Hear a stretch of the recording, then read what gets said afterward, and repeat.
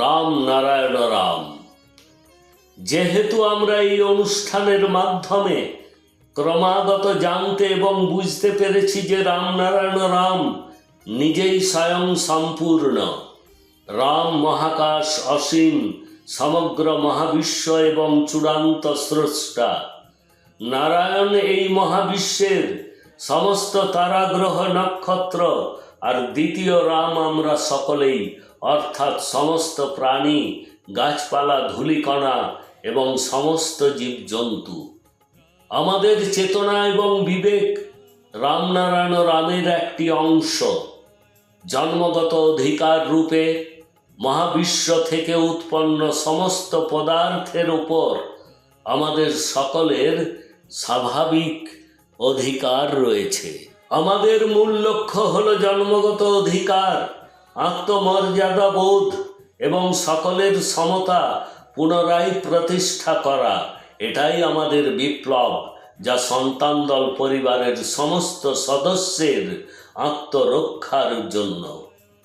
আমাদের লক্ষ্য এবং সংগ্রাম হল প্রত্যেককে এই পরিপূর্ণতা এবং আত্ম উপলব্ধির পথে নিয়ে আসা। এই সংগ্রাম সমস্ত শূন্যতা পূরণ করার জন্য। আমরা একটি শ্রেণীবদ্ধ, জাতিবিহীন, শোষণমুক্ত সমাজ কামনা করি। আমরা অহিংস সংগ্রাম চাই। এ লড়াই আমাদের আত্মরক্ষার এবং আভ্যন্তরীণ জ্ঞানের জন্য লড়াই। আমরা সকলেই এই অসীম মহাবিশ্বের গ্যালাক্সির সার্বজনীন পরিবার, যা মহাবিশ্ব থেকে উদ্ভূত হয়েছে। অসংখ্য গ্রহ, তারা, প্রাণী, গাছপালা, উদ্ভিদ, জীবজন্তু, অণু ও পরমাণু সহ সমস্ত পদার্থ এখানে জীবিত। সকলের চেতনা রয়েছে এবং সকলেই সৃজনশীল। মহাবিশ্ব কাউকে বাদ দিয়ে নয়, মহাবিশ্ব নিজেই মহাজাগতিক রাম নারায়ণ রাম। এটি অসংখ্য গ্রহ এবং তারা উৎপাদন করে।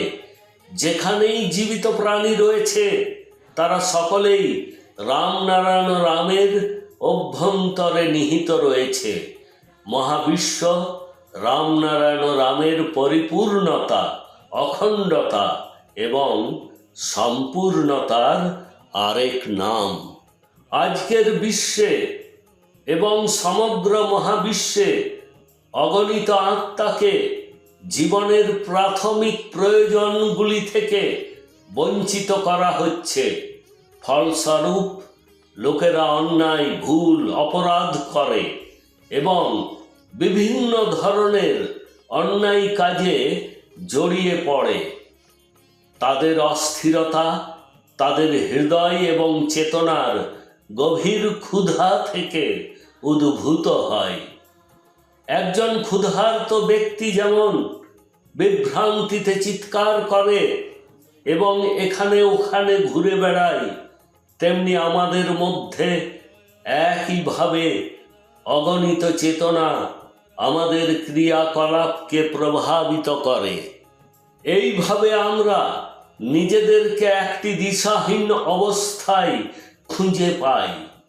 এই অবস্থা থেকে বেরিয়ে আসার জন্য যা প্রয়োজন তা হল জপ, ধ্যান এবং আধ্যাত্মিক অনুশীলন।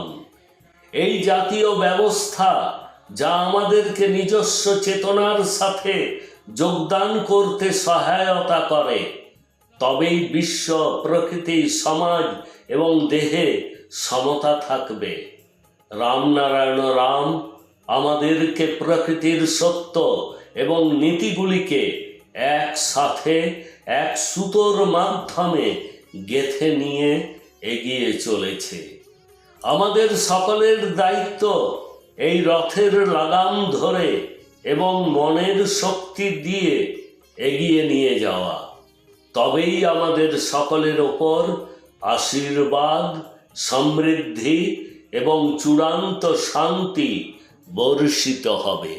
আমরা সকলেই ধর্ম নিয়েই জন্মগ্রহণ করি। আমাদের শরীর, মন ও আত্মা মহাবিশ্ব এবং প্রকৃতির ধর্ম দ্বারা গঠিত। আমাদের জীবনে যোগ বিয়োগ গুণ ভাগ করে ধর্ম অনুসরণ করা উচিত। ভালোকে যুক্ত করুন, মন্দকে ত্যাগ করুন, ভালোকে গুণ করুন এবং তা প্রত্যেকের সাথে ভাগ করুন।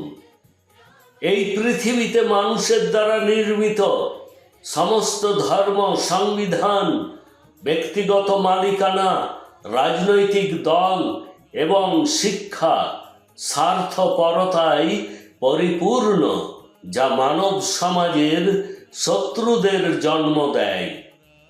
তার সাথে ব্যক্তিগত নিজস্ব মালিকানার উদয় হয়েছে, যা আমাদের সমাজ থেকে সরানো উচিত।